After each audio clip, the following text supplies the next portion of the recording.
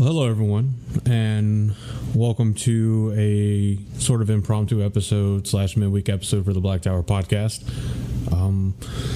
Here in just a moment, CaveGeek is going to be hopping in the Discord, and we're going to be talking about the Wheel of Time map again. Originally, we were going to have the individual that has commissioned this map from CaveGeek on, but he got tied up with some personal stuff. How's it going? Come in. Or you can hear him. Hey, what's going on, Kafir? Well, exactly what was going on 3 seconds. That's probably fairly fair. I don't know. So yeah, I was just I was like, well, while I'm waiting, I'll talk a little to the podcasters first. And we came into the perfect I see time. how it is. Well, I mean, not to the podcasters, to the people listening to the podcast, the podcastees. All right, but the podcast is not live. Like, they can't hear it live, right? Unless they're in my channel listening, or is there?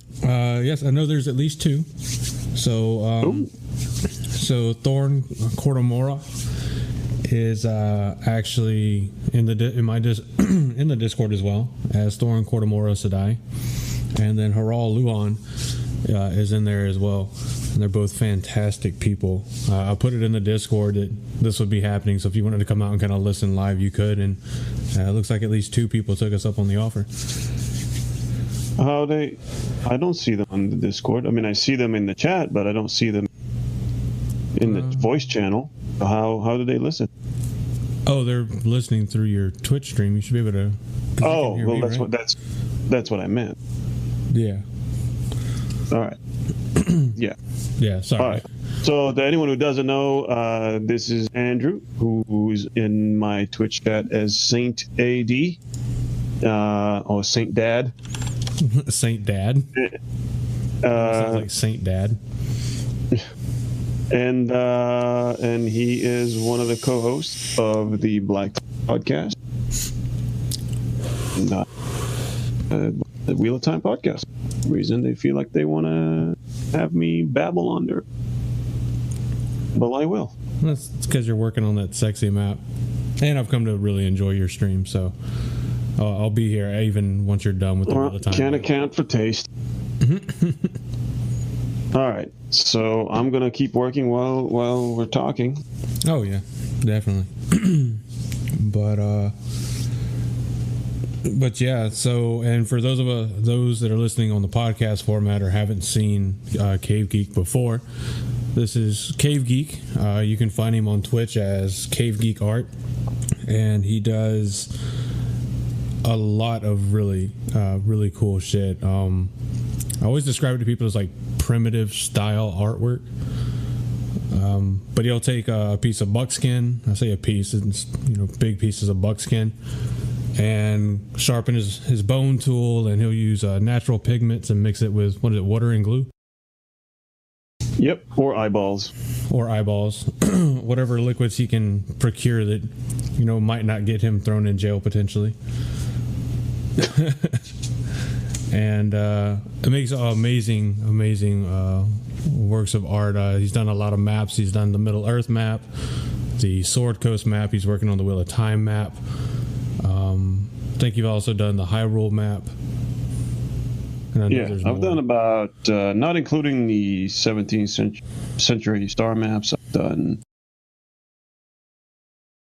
about a dozen fantasy maps, I would say.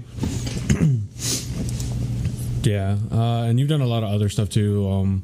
You've done a leatherwork version of the Batman the Killing Joke comic, one of the Captain America comics, the Hogwarts crest, which is easy for me to look at because I have those on my wall, as well as that awesome limited edition winterized Middle Earth map. So, which was cool, because for those of you that haven't been in any of his streams or seen whenever someone orders something like that, he prepares all of these orders in the stream. So I actually got to sit down and watch CaveGeek do all the embellishing and work on the limited edition Middle Earth map that he sent to me. Well, that I bought, but Well, I appreciate the support. Oh, And yeah, not a problem. You deserve it, dude. I love what you do. And I know a lot of the Wheel of Time fandom is watching the progress on the map, and they're super excited to see the finished product. But like all good things, patience is key. Not that you would ever be rushed. I could just see somebody trying. You're just sitting there with a giant, just fuck off. It's not something you can really do rushed, so Yeah. it just takes however long it takes. So, Cordomora and Haral, I can see your messages in chat. I'm not ignoring you. So it's good to talk to you guys as always. In the future, there might be chances for you guys to come in and ask questions. We'll see. Maybe not necessarily if we're talking to CaveGeek here or whatever. Who knows what's going to come in the future? But I don't care. yeah, I know you don't. I don't like I don't like saying things and then later on we don't get around to it or forget or stuff like that. Oh. I try to leave stuff a little vague as much as I reasonably can. A little vague. Because I don't want someone to be like, well, you said we were going to do this and now we're not. And I'm just like, this may be a Wheel of Time podcast. yeah, we may talk about some other things. We may actually do things, but yeah. So the last time that we did this with Tavir and T's on, I know you weren't working on the city banners yet. You weren't working on the I guess the map. Would you call it like a header or a title? Yeah, the title. Something like that. I think you had just finished working on the oceans and the blight, maybe. Probably. It was basically almost done. Yeah. You weren't too far from moving on to the city banners. Mm-hmm. Yeah. So run us through a little bit if you don't mind. I know you post regular updates and everything on Twitter and on your Instagram, and I've seen them on Facebook as well. But what all has transpired with the map since last time? Since last time. So we finished the blight. We what else did we do? Finished the blight, and thank you, Thorn, for that follow. I hope that's okay. Dream. You edit that shit out. Oh no, I'll fucking leave it.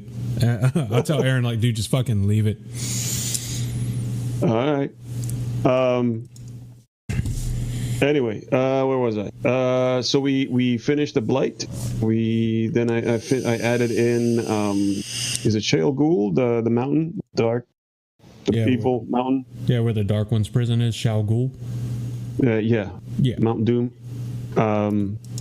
We added that, and trying to think what else happened that involves the actual. Where's the map? Oh, I think it's in the. Oh shit! Where'd it go? So we added that. So and then I started doing banners, flag, capitals / nations. I'm still not entirely sure if some flags are just represent specific cities and if others represent the nations. The plan is to use those flags as markers for capital cities and some other important locations, but that plan might change. Yeah, I think you've got a mix because you have a flag specifically for Altara, right? Probably. Yeah, I think the blue and red checkered background flag. That's that's that Altara. one. Yeah, with the two golden leopards. Yeah, yeah. That's. I know you said that one, but I'm like, I'm gonna have to wait a couple seconds to sit there and be like, yeah, that is the one you pointed to. Isn't that just the Altara flag? Well, I don't know which. I know that's where it goes, but I don't know Altara flag or it's the flag of city that's there. The name of which I don't remember. Yeah, you're probably gonna hear my keyboard clacking around in the background, but I'm pretty sure that's the flag for Altara, which is an overall country. Because remember, you were talking about what to do with the background for the Saladar flag, and I know the first suggestion I made was like, well, you could always do the red and black checkered because it's in Altara, but I think you made a great choice not listening to me on that one. So it's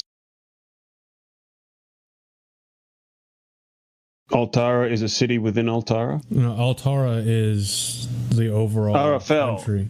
Yeah, Okay, I think Arafel is the capital, I think. No, the capital is Abu Dar. Okay. Oh, that's right. This is Abu Dar. Somebody said Arafel. Yeah. Thorin said Arafel. Chat. I know nothing. I started learning the names by the time because I had to do these, and by the time that I'm done with them, I instantly forgot it all. Yeah, like some I can easily recognize just by, what I remember in the books and everything. Like, top row, far left, not including the row with the dragon banner. I know that's Ilion because of Samael's golden bees. Mm-hmm. The one right next to it we know was Eredamon because we talked about how most images depict the sword in hand as the name of the symbol goes wrong.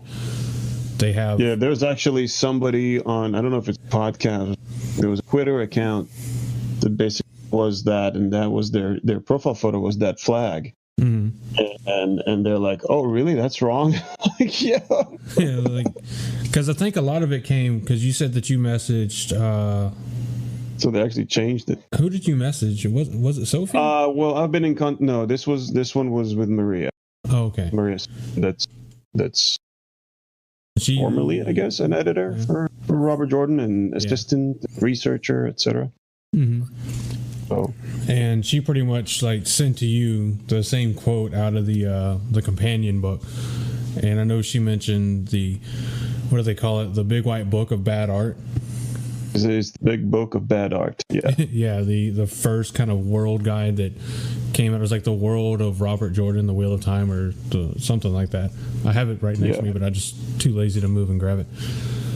And that was how it was depicted in there. Mm-hmm. But, you have to sit there and like read the description a little bit more, which obviously isn't on you because, so that's the difficult thing about knowing what's right, what's wrong. It's more knowing what's wrong. Yeah. So much stuff out. And it's nice if somebody can catch it before, because you had already redone that one flag, like what, once or twice at least?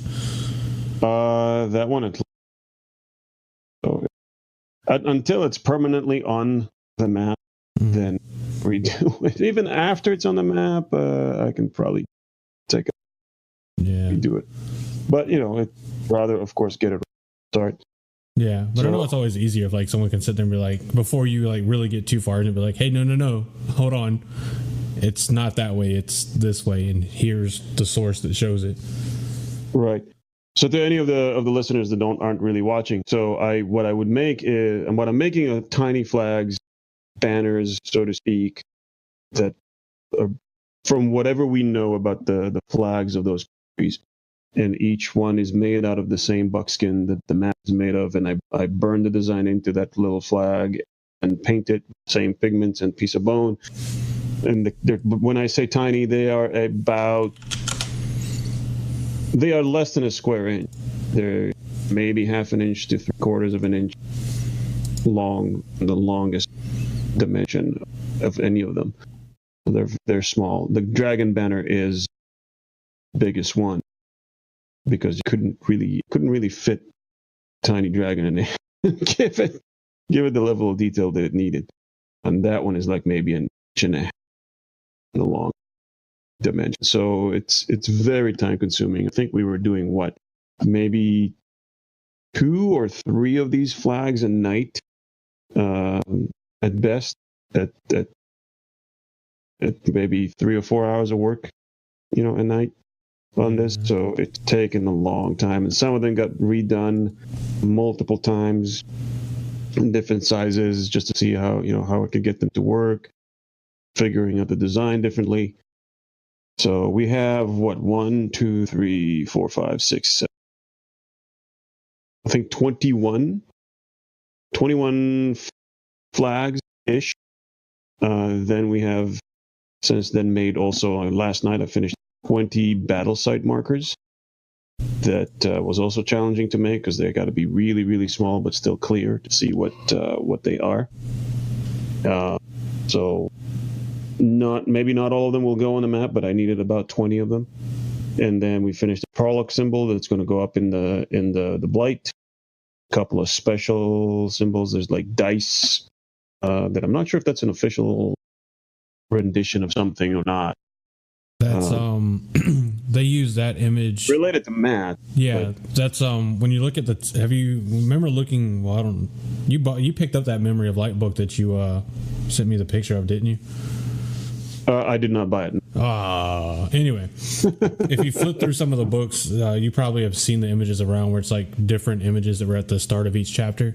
Oh, okay. Right. That's pretty much what Matt gets. That's his freaking symbol because he's super lucky and a little shit. Gotcha.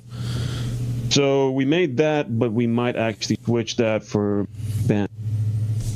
So we'll see. Yeah, I'd like to, with the red hand. Yeah, I think that'd be dope.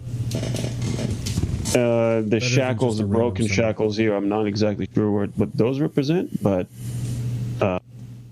there's something that the customer sent me that he wants on the map in a particular spot. I made them. Yeah. And then we're working on the title now and the title of the map because I'm still waiting. A lot of names have to go on, and we ran out of room. When I put all the names, I wrote all the names down on tape that I could just put temporarily on the map tape, and there were too many names. Some of those countries are so small that by the time you put the name of the capital and the banner flag, there was no room left to actually include the name of the country. I was putting tape on top of tape on top of. It was getting really crowded, and it ended up being that they're coming to way too many names that the original commission called for.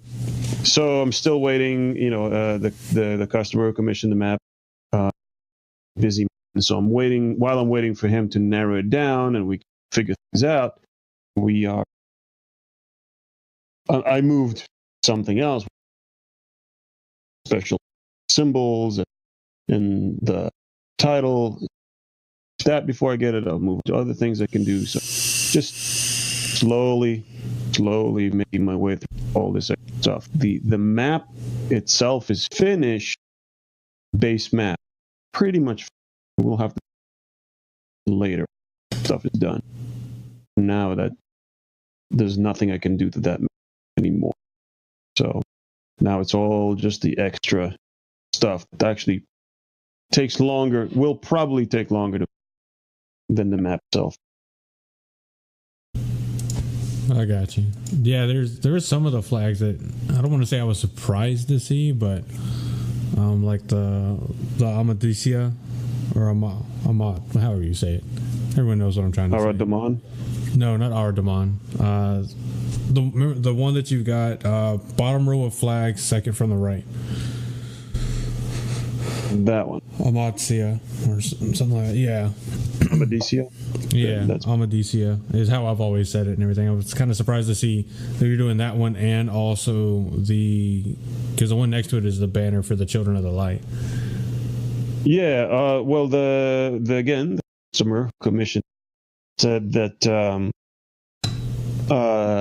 the Children of the Light, or the White Cloaks, or whatever it is, they control Amadisia in all but names, so he wanted that little banner next to it represent,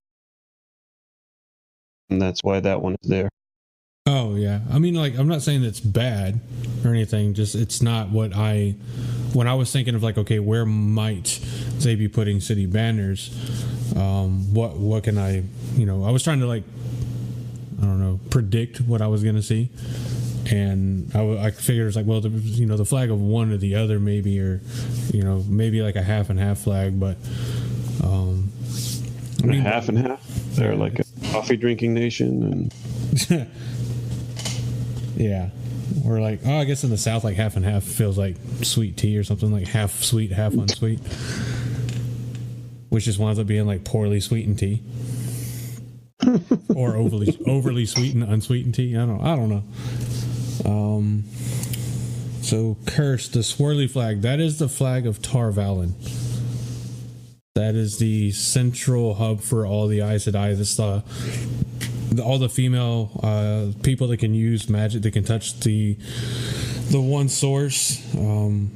They touch Sadir, and that's like their capital. That's where they all go to train, and their seat of power, and everything that goes along with it. So that's the little swirly flag with all the colors, to put it in a super country speak.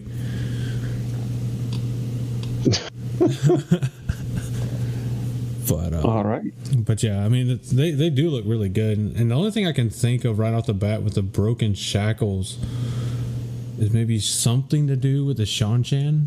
I'm not sure. Now, if my internet browser would just autofill Google instead of Goo for me to search on Google, that would be fantastic.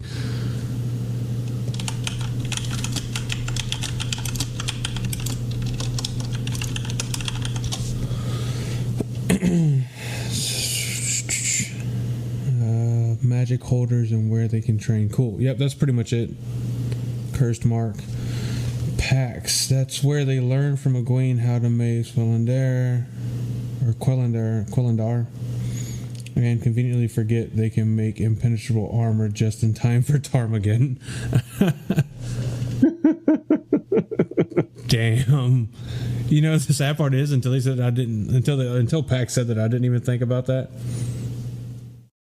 But I wonder, like, they never really describe how much Quellandar weighs. They describe it as unbreakable and everything, even though, like, the first time you see an example of it, it's brittle and breaks. But they never really, like, give you any kind of indication of how sturdy, I mean, not sturdy, but how weighty or dense it is. I mean, obviously it's got to be hella dense if it can, like, not be broken by anything. But it's also interesting because they explain that as a material that freaking like, the more energy you put into breaking it, the tougher it becomes. So, like, it absorbs the energy and, like, directs it back against you. I don't know. So it's like Captain America's shield? Well, something like that, yeah. Vibranium just absorbs all the vibrations and disperses the energy across the shield or something. Yeah. But then you say that it actually is then later shown to be brittle. Yeah, well, that's different. It's because the dark one is affecting, because the seals on his prison, you find out fairly early. It's not spoiler really that much at all.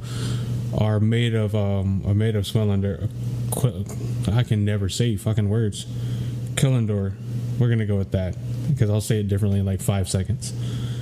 But let me see if I can pretend to remember. Quellandar. Yeah, it's in Pax's message. Yeah, Quellandar is probably what it is. You're probably right. Quellandar. Depends on if the L's are silent or not. Trying to remember the way that the audiobook. Oh yeah.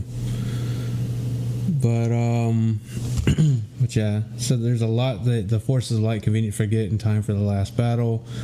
Might have been because Sanderson didn't consider it. That's a fair point. He may not have. I mean, a lot of that was in Robert Jordan's writing that we learn all this stuff. Most of it is.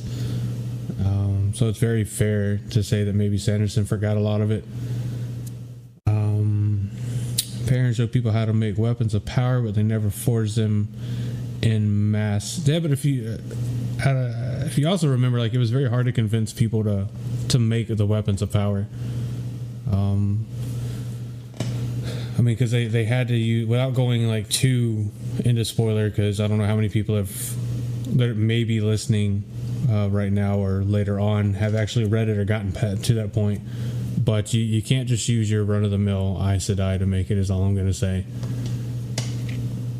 You think the L in Quindiar is Spanish? Yes. So a Y.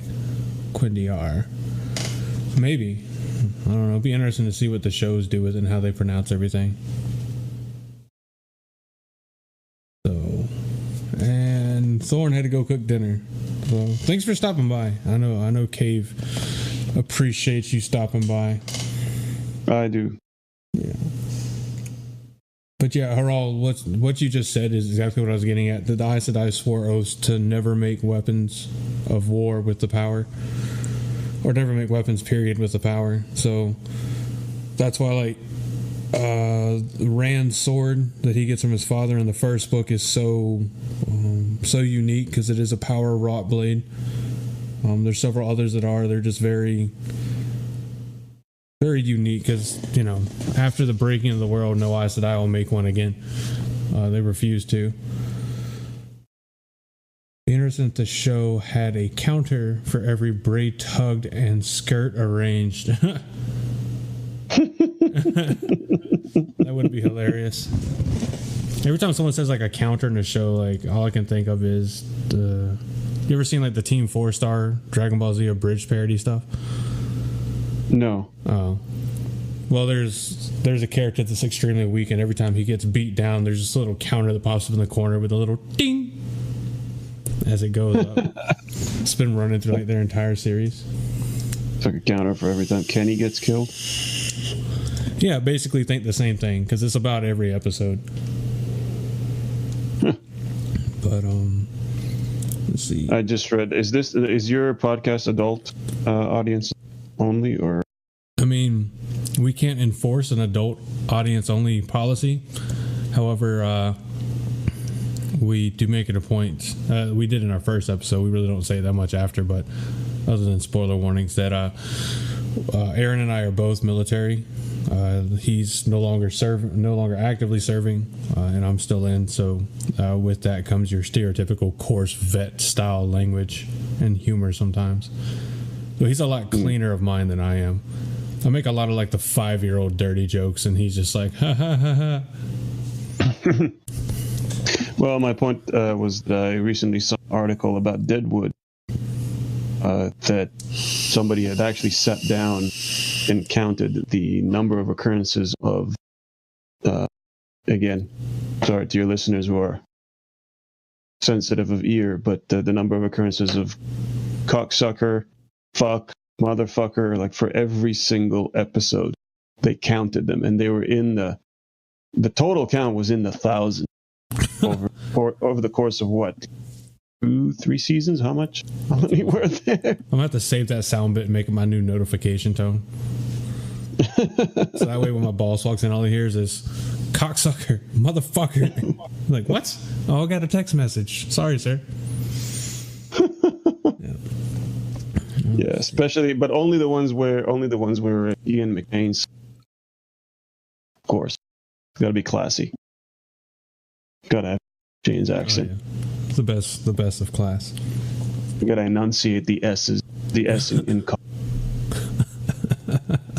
cocksucker. Draw that S.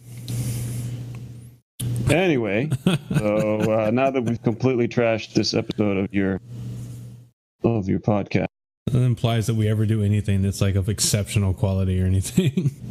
We're just two dudes to get together and talk, and for some reason people that are way better at this than us will occasionally agree to talk with us. I've actually been super surprised by some of the guests we've had. You know, I know I've talked to you about our sister kind of podcast, the White Tower podcast. We've had a guy named Greg on who is looking at maybe starting his own. Greg? Yeah. God. Yeah. Everybody knows Greg. Everybody knows Greg. Old Greg?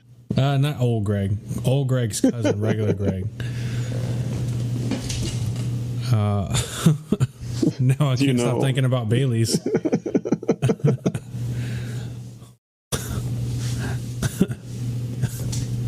It's about as close to Bailey's as you can get without getting your eyeballs wet.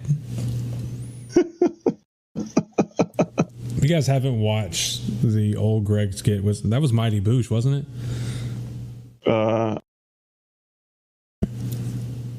It's funny because that actually has a Wheel of Time connection to me. Because, at Origins Game Fair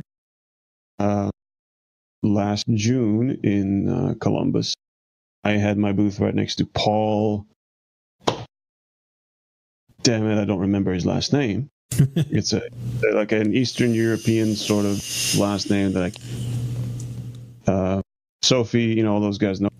So he's a Wheel of Time artist. He's some actual Wheel of Time art, beautiful stuff, and he's one of the staff members for Jordan Con. Oh, anyway, a lot of his stuff was Wheel of Time related, but the old Greg, he takes Magic the Gathering cards and customizes them, paints on top of them. And there was a card, I don't remember the name of the card, but there was a card that basically had a lake, water, and a guy in a boat on it. And he added old Greg into the boat. Yeah. Just a tiny little old Greg in the boat with the. I want that card now. You can buy it from him. It wasn't much. Yeah, because I know I've got because I got into a phase where I was playing a lot of Magic the Gathering, and I have one of the mana cards for like white mana or light mana, whatever you want to call it, that is like a mix of space and the never ending story. It's like super fucking dope. I love it. I can't play it in like a legit match, but I'm revealing too much of my nerd. So let's see. I think most people.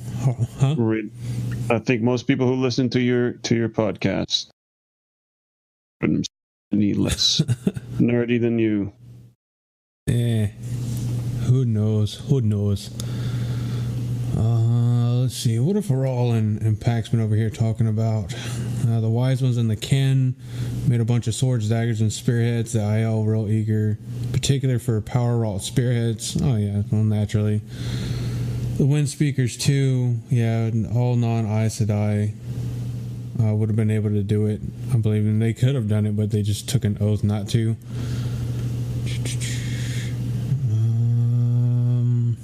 Let's see.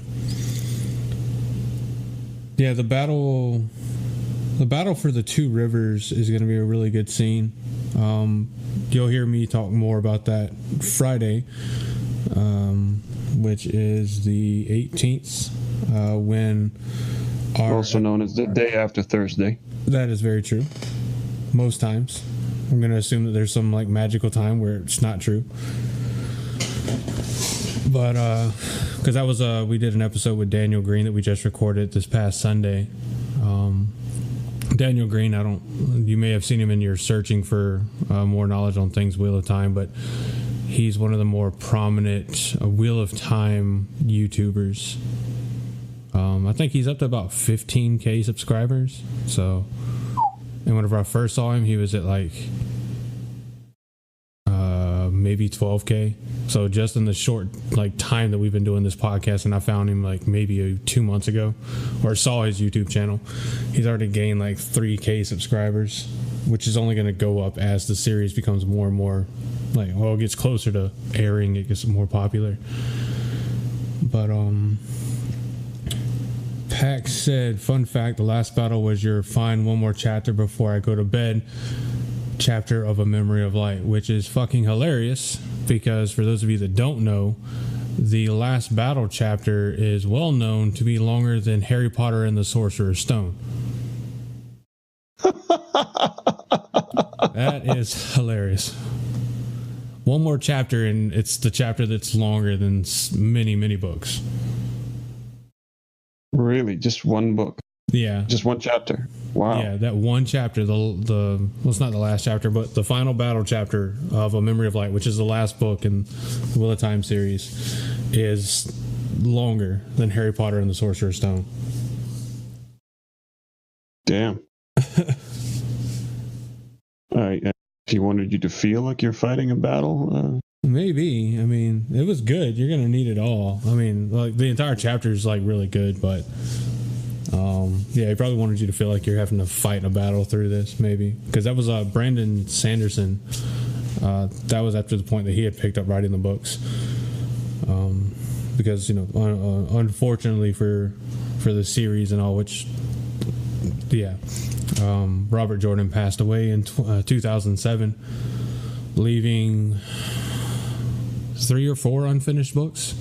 I think the last one he fully authored himself was the 10th book, with notes for at least 3 more, and then the last book got turned into 2 separate books. I think, was it Towers of Midnight and A Memory of Light, I think, are the last 2. I know Memory of Light is the last one, but I think the one before it is Towers of Midnight. But Destiny, damn, that's a hell of a chapter. Yes, it is. What's going on, Destiny? And you're going to need a day for that one, you think? Yeah, I mean, depends on how fast you read. I read pretty fast, so it doesn't take me too long to get through a book. Like today, I started just started rereading Crown of Swords, and by the time I stopped reading within the first 2.5-3 hours of shift, I was 260 pages in. Wow. Yeah. If I really want to read and I really enjoy what I'm reading, I can like plow through it. So these leaves are looking good. Thank you. What I realized in here that they actually flipped these leaves. Oh, they literally just flipped them over. They looked to. Well, no, they look to me. They're 3. There's 6 different leaves. Oh, okay. I used just the best looking one and made it through. But it looks like they're looking at the back side of the leaf. But I'm gonna correct. Like that. Oh, okay, I got you. I'm gonna mute my microphone, which I know it actually works this time because I tried it earlier. So whenever I mute in Voice Meter Banana, it'll actually mute me in Discord. All right, are we done with the podcast? No, I just got to go use the restroom real quick. Oh, cool. Yeah. Mother Nature calls, and she cannot be ignored. But I'll be right back in a moment. Oh, or use the 1 power. Shut the fuck up.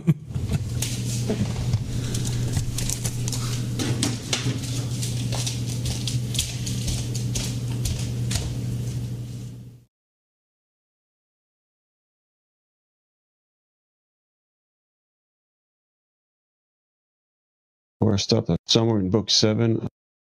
It's been so long I can't remember.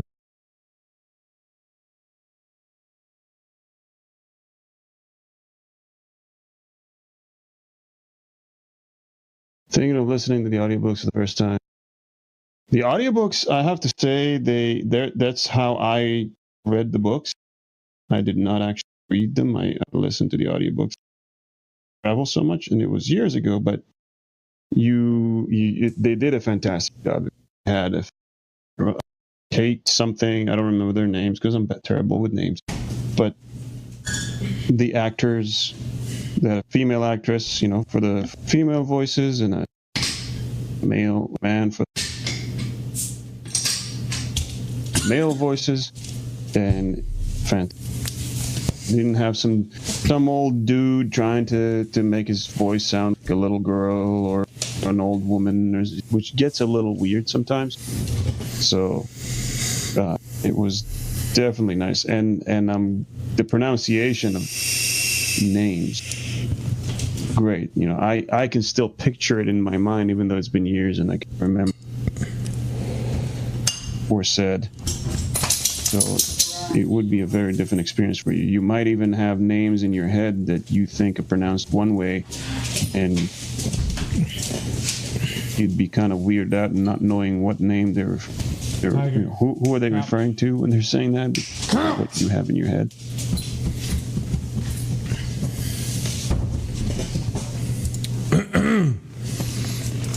All right, I'm back. Was it good for you? It wasn't bad. I mean, I felt better after. I felt relieved. That's good. Yeah, I like to think so. The world didn't break, so good. No breaking of the world this time. Maybe next time. Maybe. We'll see. Who knows? It'd be terrible. I've certainly, I've had some bathroom experiences that sure seem to at least come close to bringing about the breaking of the world. Oh, yeah. You ever had food poisoning? Very severe food poisoning? No. Oh, yeah. I had one that it was so bad that I ultimately dry heaved so hard that I now, if I start laughing like super hard, my chest hurts incredibly ever since then. It's like I popped a tendon or dislocated a rib somehow or something. I didn't even know if you can do that, but it's like an everlasting effect from my trials and tribulations with food. It sounds shitty. I'm sorry to laugh, but oh, dude, you can laugh at whatever. As many shitty jokes as I make in your stream, like, you think I'm really going to be offended? Come on, man. It would take a lot to offend me. So now we have the leaves shaped, and the only reason I put them all three together because you guys said it, leaf maybe and all that. So what I'm going to do when they go onto the map, those get glued in a way that to simulate that, where they are overlapping each other a little bit. Yeah, because I think they're right. I think it's like kind of modeled after maybe Avendorsa.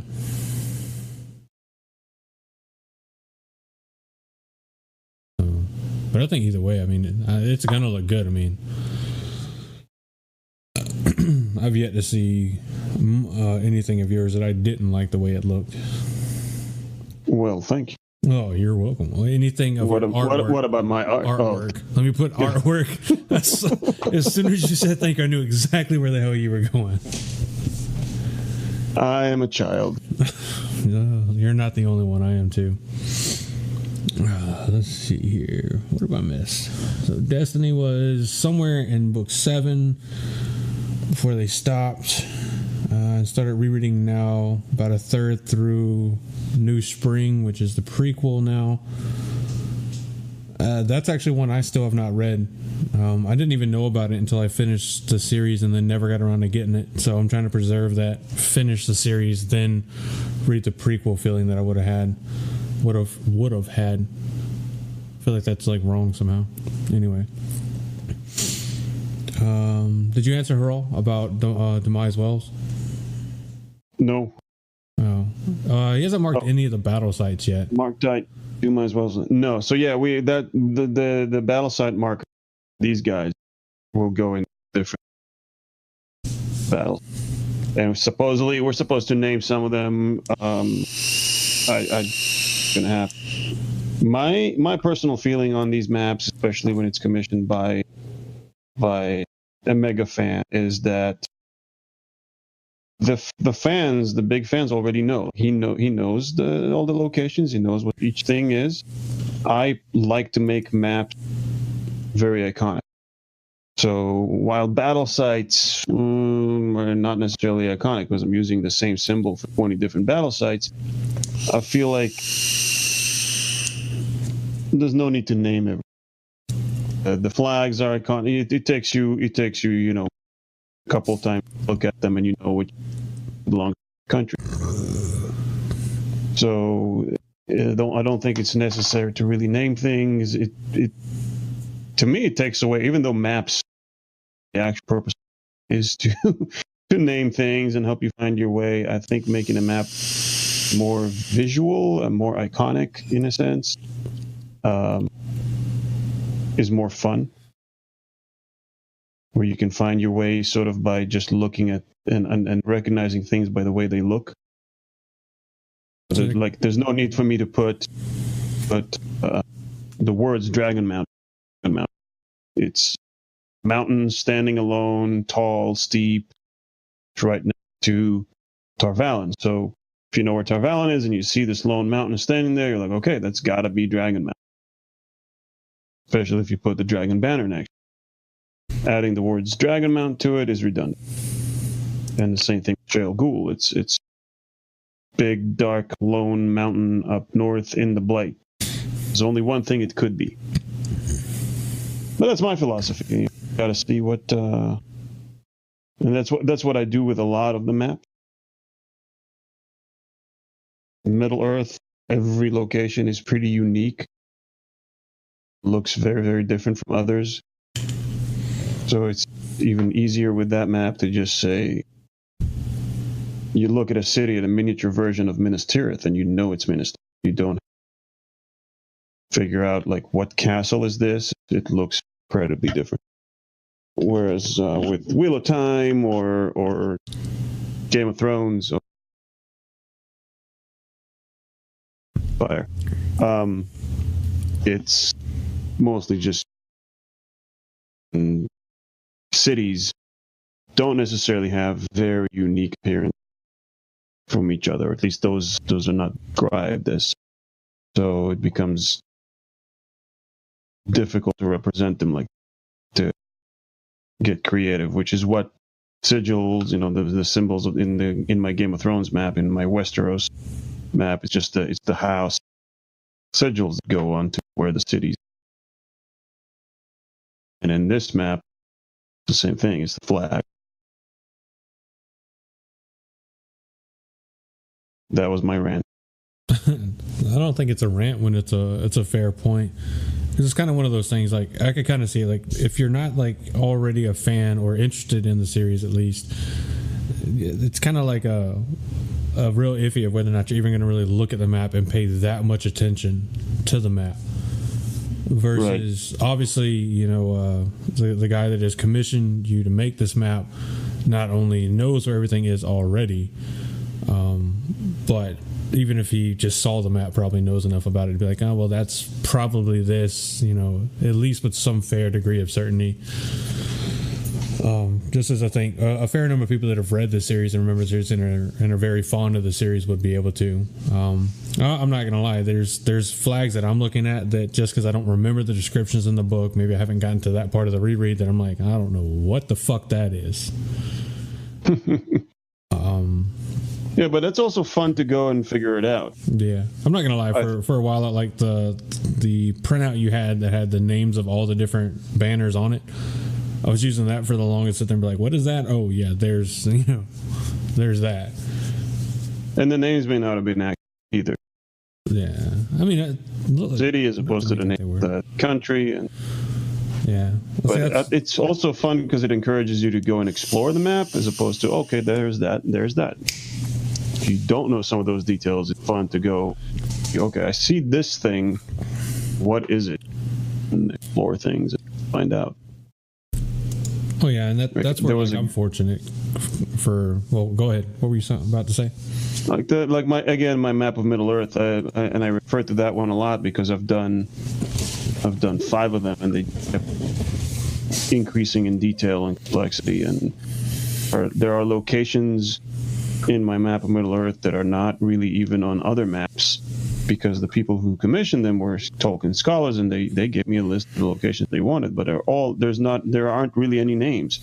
There are the names of the geographic areas, country, say Shire area, and Rohan and Mordor, and but generally there are no names of the small things. So you look at it and you can kind of explore the map, and some of the details are very, very tiny. So you can explore it and find this thing that's obviously not a tree or a mountain. It looks very distinct. What is that? Then I think it's fun to go and do the research. First it's fun to try and find those details in the map. It's kind of like Find Waldo. But it's Find Beorn's cabin, Zone of Erech. All kinds of places that are in there. Find all 7, I think, beacons of Gondor. Yeah, which is funny you mentioned that, because I have a friend that he came over for once a month. He stays with me for a weekend for work, because he works where I do part-time 1 weekend a month for the military. And he's a big Lord of the Rings fan. He loves the movies. I don't think he's read the books. And I was showing him the map. And I was like, if you look really, really, really close right here, you can see one of the beacons of Gondor. And he's like, oh yeah. He's like, I can kind of make it out. And I was like, all 7 are there. And he started looking. He was just like, holy shit. He's like, how do you know where to put them? I was like, he had people that knew where they were. I was like, they're all correct to where they would be on the map. And he right. loved it. And of course, I'm not well enough versed in the map for Middle Earth to know other, kind of secrets or not really secrets, but, minute details, I guess, to point out other really excellent things about the map. I know that one because you showed it on stream. Right.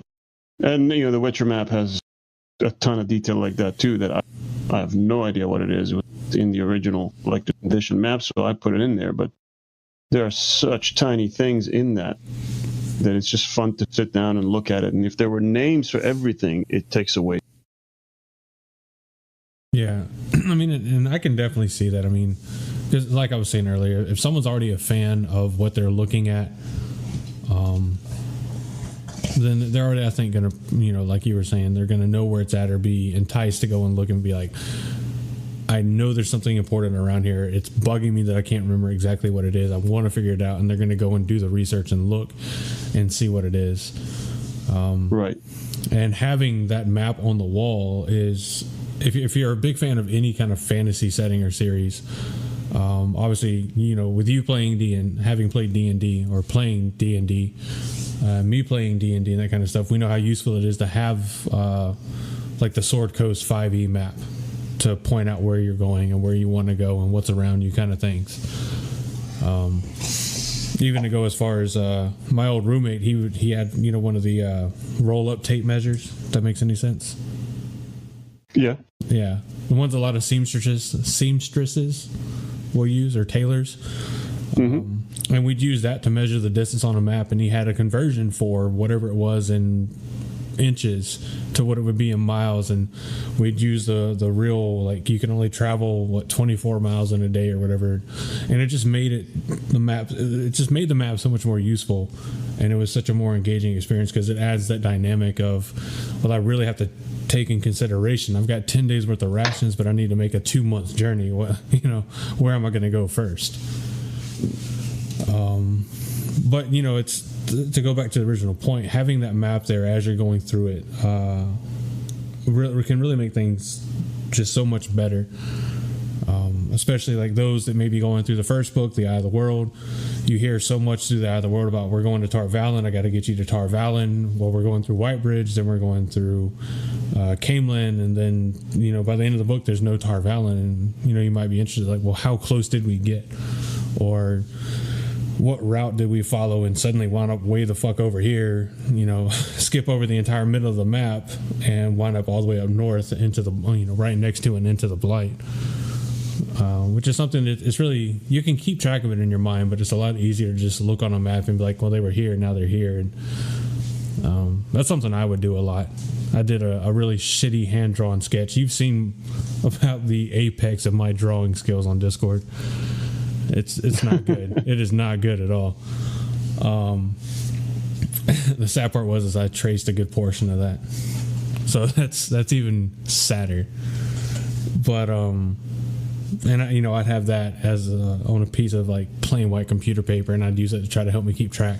And ultimately, it just got so wrinkled and scrunched up and compact that I couldn't really see it or use it for anything.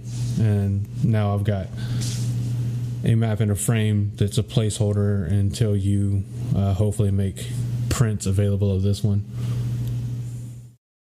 Yep. To anyone who doesn't know, prints of these might be available. First, finish the map. And then the folks at Taviran Tees are going to send prints with photos of the map and get it to a point where it does make a good print. Then they will have to send the prints to 4 different people, hold the rights to various things, or hold the rights to express their opinion. Are you talking about Team Jordan? Yeah. Yeah. yeah, it goes to Team Jordan and all that, and then they approve it or disapprove it. And then if everything goes well, prints will be available through the TMP's various website, their booth conventions. Yeah, it's going to be a lengthy process, but we're hoping to get that all done before JordanCon in April. That's the deadline.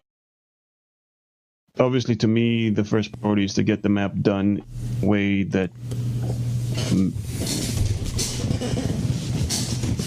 matches with what the customer wants. But even if there's stuff on it that he wants, but the Team Jordan does not agree with, then well, too bad. So, gotta wait and see. Yeah, I'd be shocked if, I mean, just based off of how,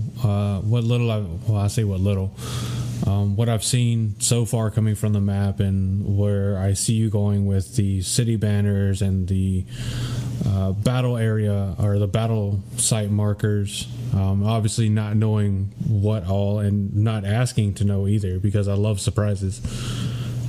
And I don't want anybody spoiled for what's to come for the map you're making, but just based off of genetically what I've seen, and it's kind of become obvious out of what's been asked by the customer how much of a fan of the series they are.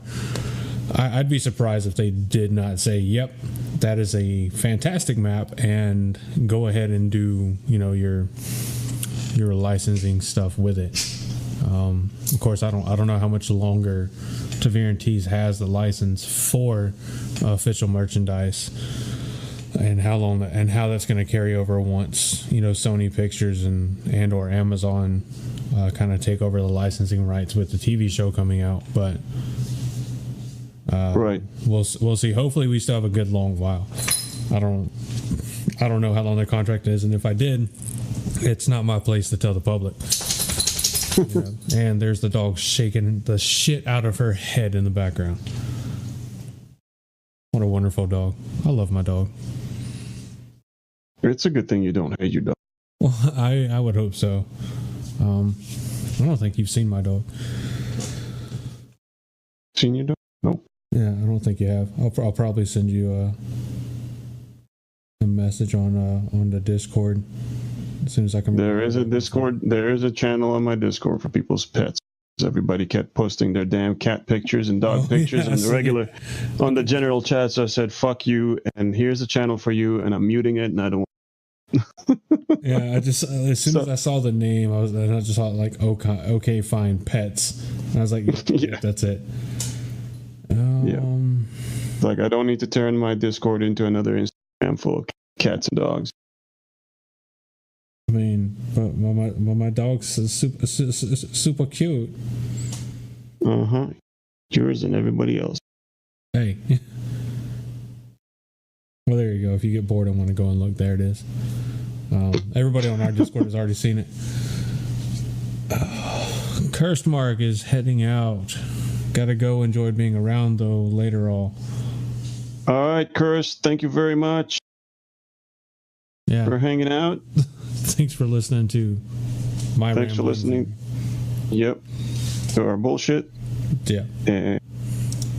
So, any more Wheel of Time related things that I can to answer? Yeah, that's what I was trying to think of. I know nothing about the Wheel of Time. Yeah.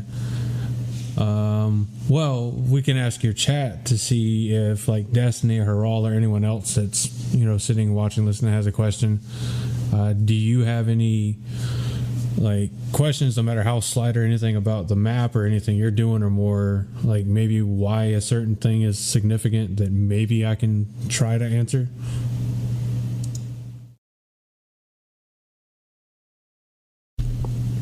I'm totally working camera.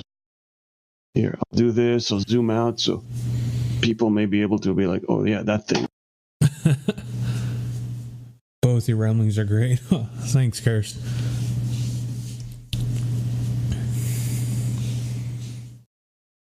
see. So looking at the banners you have, Ilion is a city, Aradamon is a city, and then skipping over the first two on the top left, going to the far right with the White Lion of Andor. Andor is like a country, not just the city. The city that is the capital for Andor is Camelin. Right. Yeah, and then of course you have the Altara flag. And then so Ilion is a city in what country? Ilion is a city in.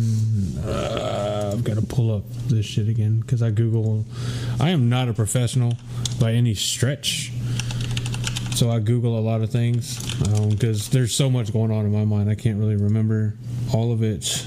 Ilion there is nothing going on in my mind. Remember.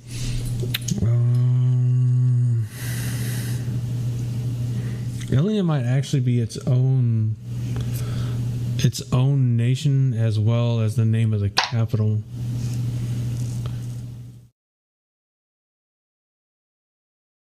Is that the collar on the left? That is, those are like shackled.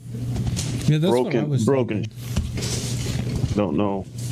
Yeah. So, do you remember the Shan Chan at all? I remember that name. Do you remember like the force that invades like Falme? Nope. Okay, so there's this group of people that come from, if you're looking at the map, very bottom far left, there's that like little section of islands called Trimmelking. Okay. Yeah, so that's where the Shan Chan, at least in part, are from. There's more to their empire than that you can't see on the map. But so every woman that can channel like the Aes Sedai in the mainland, with the Shan Chan, they're called domain, and they have to be chained. So you have a woman that's in charge of the domain that wears like a bracelet around her wrist and attached. Oh, to the bracelet. I remember that. So now you remember. So I'm thinking maybe the broken shackles. They were dicks. Yeah, mega dicks with insect head helmets. They were basically Japanese, kind of what he was going for, like this. I mean, very possibly. I get a lot of that kind of like, honor by blood, and just honor is more important than anything, and the kind of love for the more ornamental, fancy kind of deal. Not to mention the cliche of them being like a bit of an island country separated from the main area. And their fervor in battle where they would just throw themselves away, which the IL do more. Because if you think about traditional Japanese armor and helmets, they do have sort of insect look to them. Yeah, I mean, I think it's a very fair point. But I think Robert Jordan and them pulled from a lot of different cultures that we know about in the real world to make at least some aspects of the cultures we see in the Wheel of Time. So you have the IL that live out in the desert, so they're super tan, but they're also ginger. Which we know from our world, if you're a ginger, generally you have really very fair skin and you don't do exactly great with a lot of sun. Not exactly. Well, from what I know, but I definitely don't know. Not exactly great. I suppose they'd probably be dead. Gingerbread man, just dried out husk. That's not a gingerbread man at all. Anyway, going on from my moronity, because that's going to be a word now. But so yeah, Destiny confirmed Ilion is both the city and the country. Ilion being the capital city and the landmass, because the landmass around Ilion, as far as the nation is concerned, what the fuck happened to my browser? Because it zoomed in on a random fucking island. There we go. It's really not that big, and it's just to the west of Tyr. Stitch Niche, what's up? Hey Stitch, how's it going? But yeah, Big Tuna agrees that they were vaguely Asian. Says that Robert Jordan didn't. I'm assuming he being Robert Jordan didn't think too hard about the countries, which I disagree. Well, he might not have thought too much about the geographical countries and where they lay, and like, you know, as far as that. But the different cultures that you see, definitely he put a ton of thought into. Because the culture in Tyr is very different from the culture in Falme, which is very different from the culture you can find in Morandi and Saldea.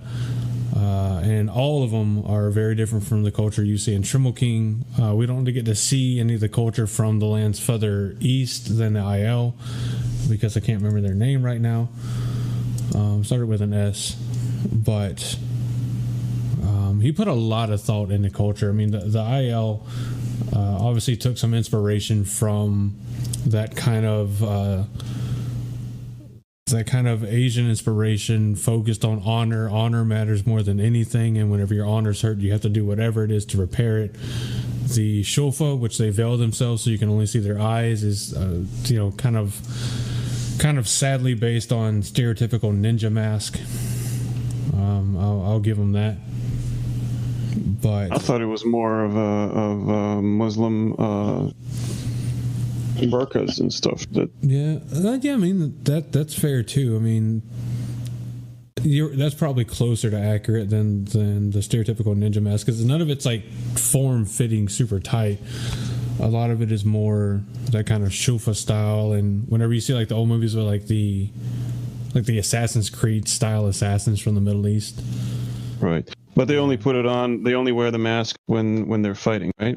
Otherwise it like hangs down to their side. So the top, I guess, kind of looks a little bit. It's not quite a turban, but like a turban style head wrap, just not as big and bulky and gaudy as I hate to say gaudy, not to offend anyone, but you know, not that anyway. But yeah, I find the word gaudy very offensive. Well, I mean, what is it that Aussie comedian says? What happens when you're offended? Nothing. You're offended. Nothing changes. Let's see. I'm trying to think of what other flags. I moved the things. Oh no, I mean, you're fine. It's your stream, dude. Move your stuff wherever you need to. Obviously, I know you will anyway. I know you did the one for Maine, didn't you? Yeah, that's yeah, the blue background with the golden, the golden hawk. Yeah, which I think that one looks fantastic, and of course, that's that city that's down to the far kind of bottom right edge. That's like, because we were talking about that, how that area around there was like really swampy, to where people couldn't really go through it. Yes. Yeah. I think that was like the first time I was like, hey, I can actually help you with something on the map. It's swampy. Because that's an expert analysis. Expert analysis. It's swampy. Think swamp ass, but on land. Let's see. Salidar, obviously, we've talked about that one. Tyr, I think Tyr is kind of the same as Ilion, as far as it being the name of the capital city as well as the overarching territory name. I believe so. Because like Ilion, they're both like relatively small kind of land masses that make up their national border. If that makes any sense. Like one of the biggest ones, obviously, and I say obviously, is Andor. Andor has a good bit of landmass to its country, and then Camelin being its. I think you mean territory. There we go. That's a good landmass can make people think that it's a continent. Yeah, that's a fair point. So they're geopolitical borders. I might be a man. I mean, you're definitely a lot better at maps than I am. I've never even tried to draw. Well, I did try to draw one, it just didn't go well. let's see. And then next to Altara, when you're looking at the straight middle to the right, the blue background with the sun, that's Kareen. And I think, as I Google stuff to say what I think. What next to it? I think I know. Tree? That's Tanchico. No, the one with the blue background and the rising sun. Oh. Yeah, that's Kareen. Or Karhian. I'm not sure. Karhine. Karhine. I always say Kareen. I don't know why. Kyrian is apparently how it's so. Kyrian or something like that. I don't know. I'll post it in the chat, the pronunciation for it. I am a tracer, Tuna. I don't know how I feel about that. Oh, shit. That's one hell of an insult. He makes I don't think he's a tracer. I don't think Tuna meant it as an insult. It's like a compliment. You're doing so good, I think you trace.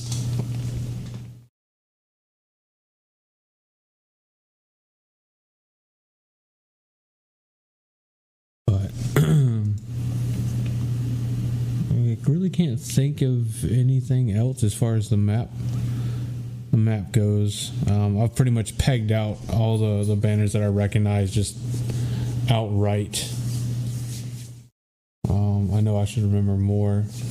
The three fish, that's not Abu Dar, is it? I don't think so. Isn't Abu Dar the leopards? Well, I mean, well, that is the capital of Altara, so I think, yeah, that's where you would be putting that flag. You're right. No, the three fish is in the top left of the map. It's up by the mountains Doom. On the leftmost city. The westernmost city in the right south of the mountains of Doom. Yeah. That's the sad part about, like, even image searching Wheel of Time maps or Wheel of Time flags is it still doesn't show all of them, of course. Well, just tell me just go to the map, tell me what the city is. Yeah, that's right. I mean, I could do that. From the top left, it's that one. It's Chechen horse. Right. The next one over is one with the roses.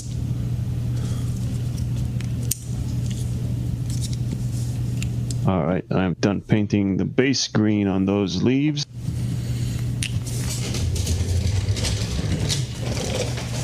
Bandar Eben? No, Bandar Eben is farther west on the coast. Funny enough, the one with the fish is not coast. Because I know the red with the 3 stars is the Gaudian flag. Gildan. Yeah. The one right next to it is RFL.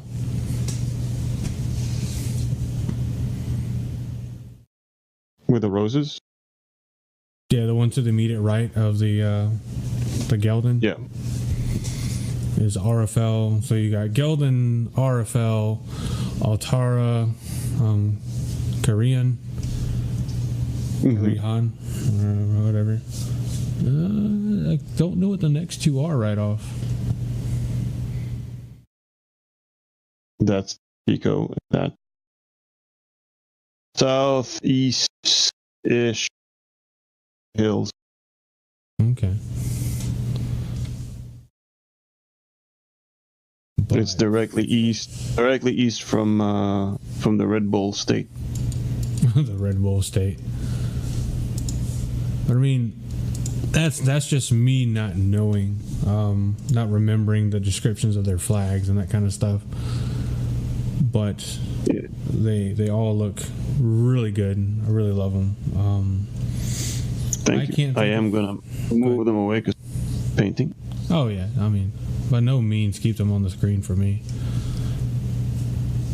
But I can't think of anything else to talk about at this point. maybe like I know the last time we talked to you, the three fish is Saldea. Okay.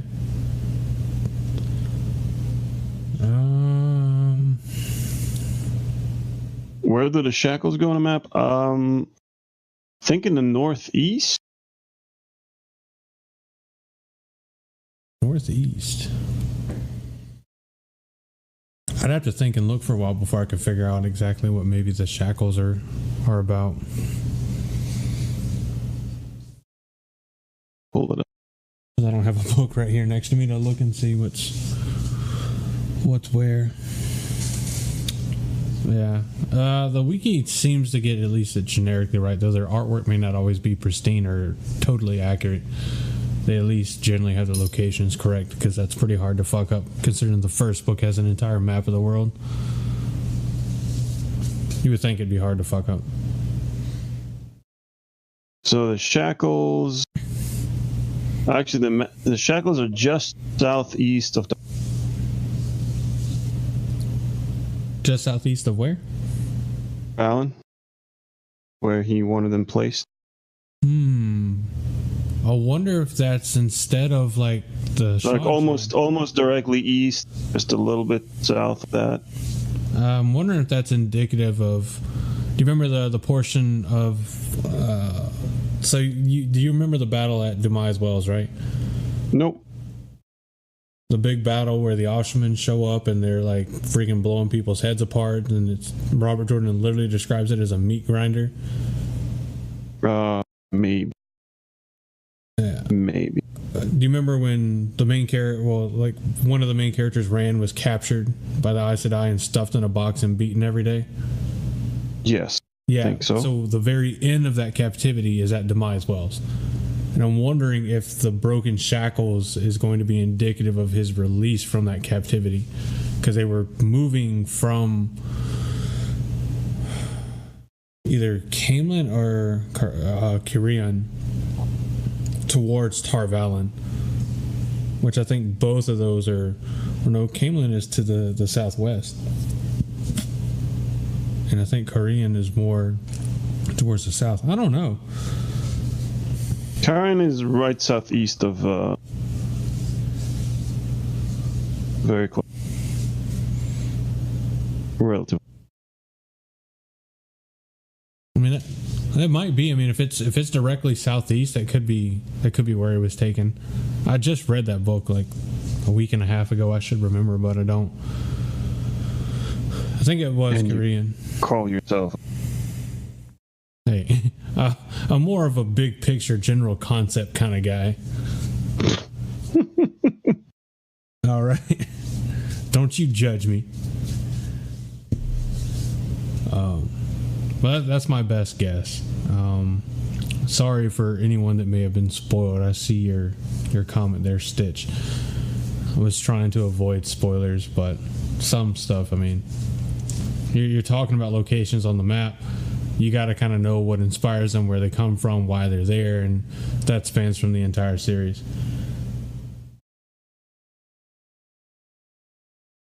Rand and Matt are still playing Gleeman cross country. Are you still in the Eye of the World, Stitch?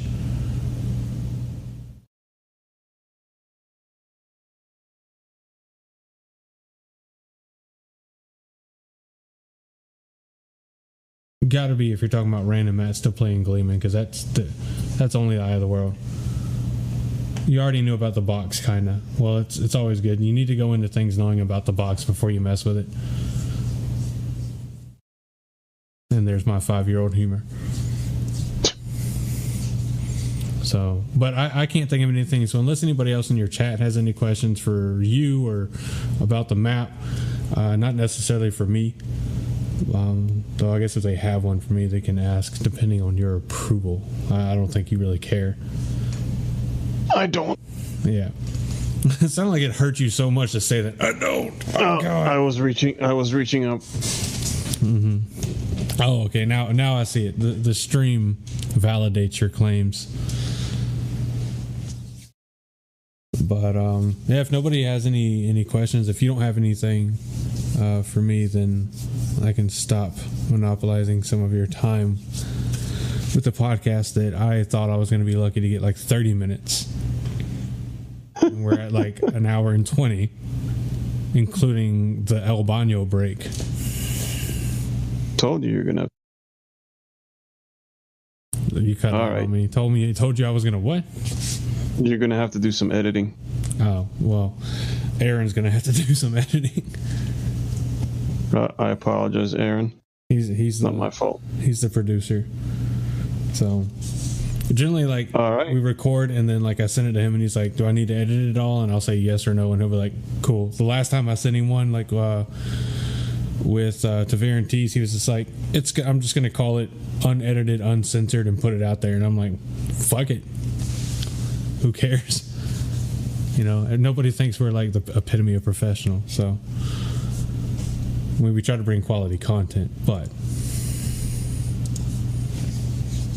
okay, nobody can be the best like no one ever was. Yeah, I am very, very keep things to a certain level of infantilism here, and that's try to stay consistent. Oh yeah, with how bad it is. I mean, you're professional where it counts. That's all that matters. That's what she said. And that you will have to edit out. So, all right. Do you want to plug where all anybody that wants to find you that doesn't already know how to can? Sure. CaveGeekArt.com website where you can find all my maps, and CaveGeek Art on Twitch, Twitter, Instagram, Facebook, all those places under the same name. CaveGeekArt, CaveGeek Art, and I hope to hear from you and see you at any of those. Come hang out with us on. We have some fun sometimes. Yeah, it's pretty fun.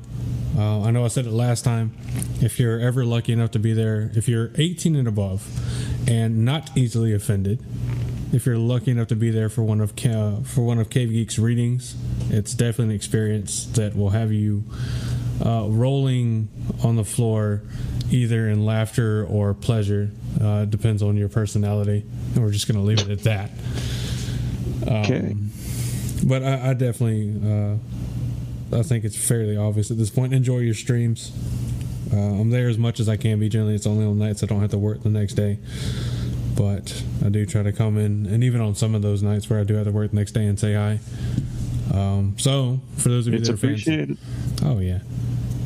So for those of you that are fans of the podcast, there's always that chance I'll be in here. I have given away a couple of subs. Generally, it's random.